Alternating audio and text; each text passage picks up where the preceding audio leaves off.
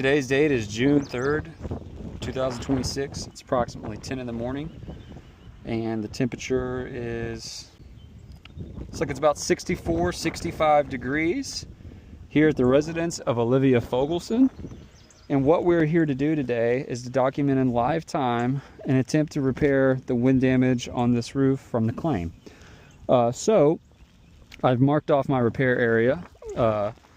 One thing I want to show real quick is the shingles that surround the area of the shingle that needs to be repaired. You're going to have one shingle here, second shingle here, third shingle here, and the fourth shingle here. Because you can see everywhere above this, 1, 2, 3, 4, the shingles that will need to be manipulated in some way to repair. Now the glasses I'm wearing right now to record and document this, they film in 3-minute increments, so at any point that I need to pause or that it stops, I'll pick back up by just re-clicking. To do this repair, to carry it out, don't go nowhere, chalk. I'll be using the recommended tool for roof repairs, which is the roof snake, obviously with a roofing hammer. So let's go ahead and pause the video and get started. The first step in repairing this obvious wind damage shingle here would be breaking the adhesive strip. Okay, so what I'm going to do is come in very gentle-like, use as little force as I possibly can. Again, I want to show the condition of the surrounding shingles. You can see as it is right now, there is no damage on them. They're functioning as intended. Okay, so I've got the wind damage shingle, the adhesive strip broken. I'm going to keep moving along and gently try and break the strip on these surrounding ones. Sometimes can be a little difficult, especially with a GAF shingle. The older they get, the easier they are to break, but GAF uses asphalt to asphalt technology, so they can tear if you're not careful. Along here, get everything loose and broken open. Well, we don't have any resistance or tearing. All right, now that we have everything opened, loose, broken loose, we can begin removing the nails. So I'm going to pause the video, pick right back up. First thing I'm going to do is take this snake and lay it flat on the roof. Okay, I'm never going to lift these above a 45-degree angle, but I have to lay this flat because that is how high this nail is going to have to be lifted to remove the nail. First thing I want to point out is some obvious mat transfer. We'll show that when we remove the shingle, but I can see where my nail is, so I'm going to come up underneath and begin prying it out. We're just going to move down the line, one shingle at a time.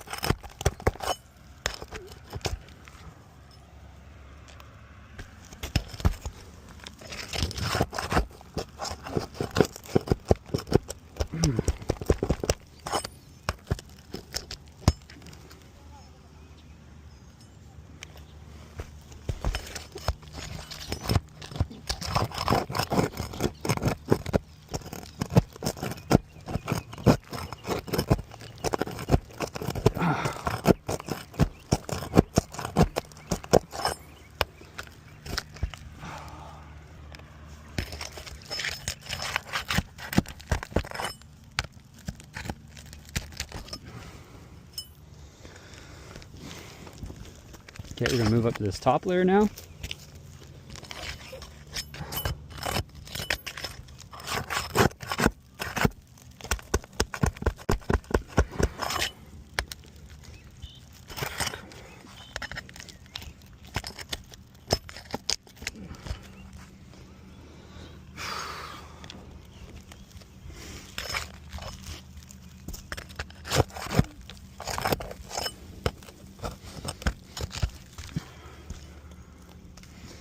I want to point out, as you can see, lifting on these shingles, it's causing the teeth to delaminate. Okay, you can see here it's sealed here. Can't get my finger up or lift on those. Sealed here. I can get the roof snake up underneath it. You can see there's resistance here. There's resistance here. There is no resistance here. Okay, and not only that, it's causing some slight creasing, stress fractures on these teeth where they're lifted. You can see where they bend. It puts a stress point in some places. For example, right here. I keep moving along though.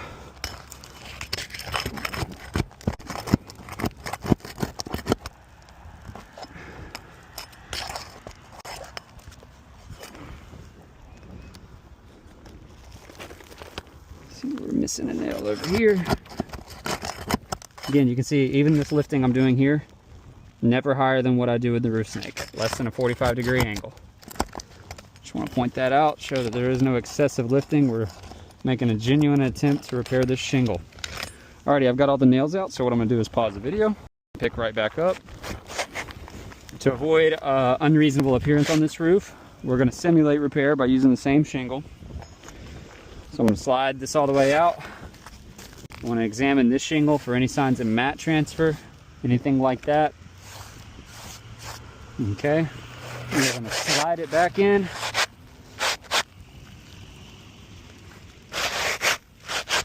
A little bit of resistance there. Alrighty. Now we're going to use the roof snake to install the nails back into place.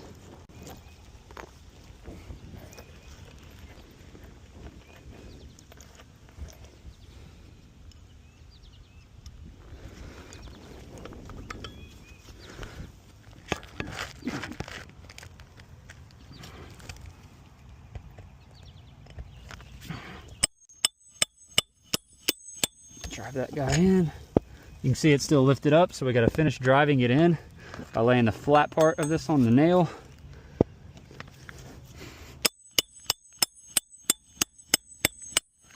And bingo, not what you want to see. All right, when using this roof snake to avoid lifting up on the shingles, because the only other way I can do it is if I lift these very high and nail in from above, which is absolutely going to crease any shingle.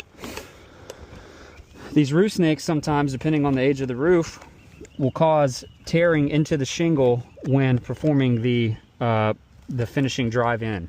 And you can see it's caused exposed fiberglass mat. That's not just a lack of asphalt blistering or anything like that. This unfortunately is going to continue to erode upward, and it doesn't have to splice very far to hit that nail hole and eventually cause a leak. Already you can see some granule loss where that was drawn in, splitting the asphalt matting of the shingle, exposing the fiberglass of the shingle. So again, as this is exposed in the sunlight, the longer it sits in heat, this is going to wear at a much faster rate and eventually lead to a leak that could not be reverted as a direct result of this repair. I'll pause the video. Alrighty, so unfortunately my glasses stopped working, which is unfortunate. So we're going to try this a different way. I'm going to set you guys right here in my belt, and we're going to try and continue on with the repair and just stop as we go. Again, I'm going to continue to drive in nails using this roof snake, and we might stop it early if it continues to take damage. Again, you can see here, nail in the roof snake. Down here, take a knee, lift up. Again, driving the nail. Finish driving it in.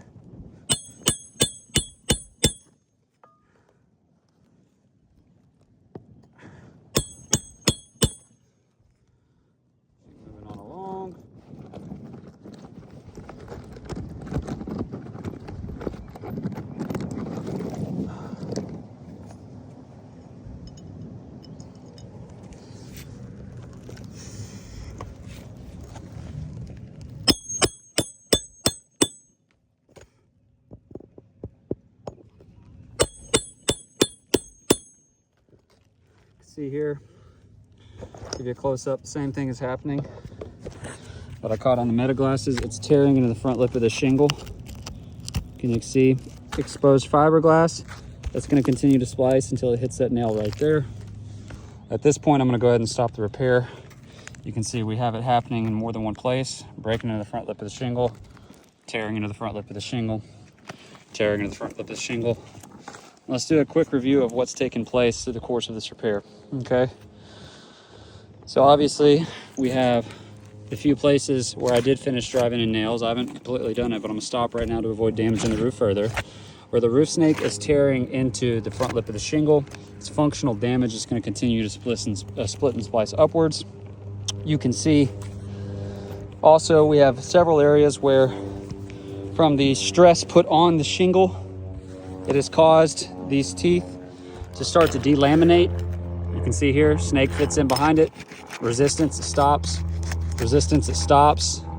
No stopping, no resistance, completely delaminated, okay?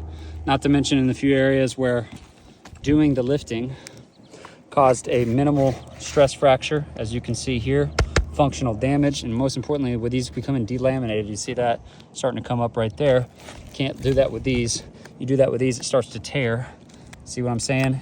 Showing you have to, it would tear to lift these teeth up here. Because of it delaminating, I can just begin to lift them, depending on the area where the majority of the stress was on the shingle. Okay, and this side is going to be here, see. So all of these shingles are starting to delaminate on the teeth, which eventually is going to cause to another wind damaged shingle. The tearing into the front lip of the shingle. That leaves us with the surrounding shingles that were damaged. We have number 1, we have number 2, and I stopped at number 2, so that way we do not damage 3 or 4. Based on what you've seen here, it's not my belief that this roof can be repaired without creating some sort of damage. So what needs to happen is all of these shingles need to come up. We appreciate you guys taking the time. We look forward to hearing from you.